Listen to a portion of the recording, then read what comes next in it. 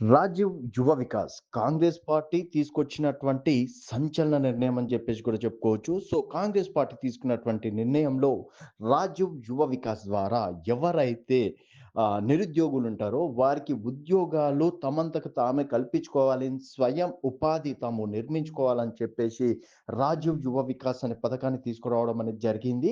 అయితే దీంట్లో SC, ST, minority అలాగే బీసీ విద్యార్థులు వాడుకునే విధంగా ఈ పథకం అమల్లోకి తీసుకురావడం అనేది జరిగింది. సో, రేపు జూన్ 2 రాష్ట్ర అవతరణ దినోత్సవం సందర్భంగా వారికి కావాల్సినటువంటి అంటే అర్హులకి బ్యాంక్ ఖాతాలో నేరుగా డబ్బులు వెయ్యడం గావచ్చు. అలాగే రాష్ట్రం తీసుకున్నటువంటి ఈ నిర్ణయంలో ఏకంగా అంటే వేదిక పైకి పిలిచి గూడా వాళ్ళకి చెక్కులిచ్చే కార్యక్రమాలు గూడా రాష్ట్ర ప్రభుత్వం చేస్తుంది. అయితే దీనికి సంబంధించి సివిల్ స్కోర్ ఉండాలి. సివిల్ స్కోర్ ఉంటేనే వాళ్ళకి అర్హులుగా పరిగణిస్తారు అని జెప్పేసి సోషల్ మీడియాలో గత 2, 3 రోజులుగా జూస్తున్నాం. సో, అవన్నీ ఫేక్. కేవలం సోషల్ మీడియా సృష్టే. సో, దీంట్లో అర్హులుంటే చాలు.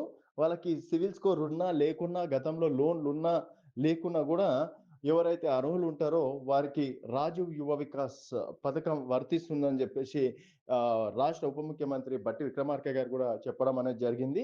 సో, ప్రతి నియోజకవర్గంలో దాదాపుగా యా 50,000 మంది 40,000-50,000 మంది నిరుద్యోగులు ఎవరైతే ఉంటారో వారిని సెలెక్ట్ చేయాలని చెప్పేసి కూడా భావిస్తుంది. సో, దాదాపుగా 5,00,000-6,00,000 మంది నిరుద్యోగులకి ఈ అవకాశం కల్పించాలి.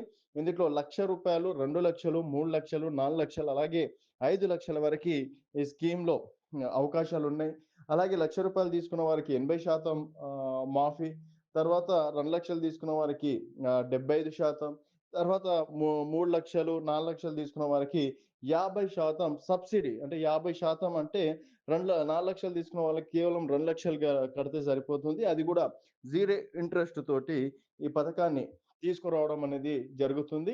సో, దీనిపైన అంటే ఇప్పటికి కేవలం కాంగ్రెస్ పార్టీ కార్యకర్తలకే ఇస్తారు. అది ఇది అని జెప్పేసి రకరకాలుగా వస్తున్నప్పటికీ నిరుద్యోగులు దీన్ని గనక వాడుకుంటే మాత్రం ఇదొక అత్యున్నత పథకం అని జెప్పేసి గూడా జెప్పుకోవచ్చు.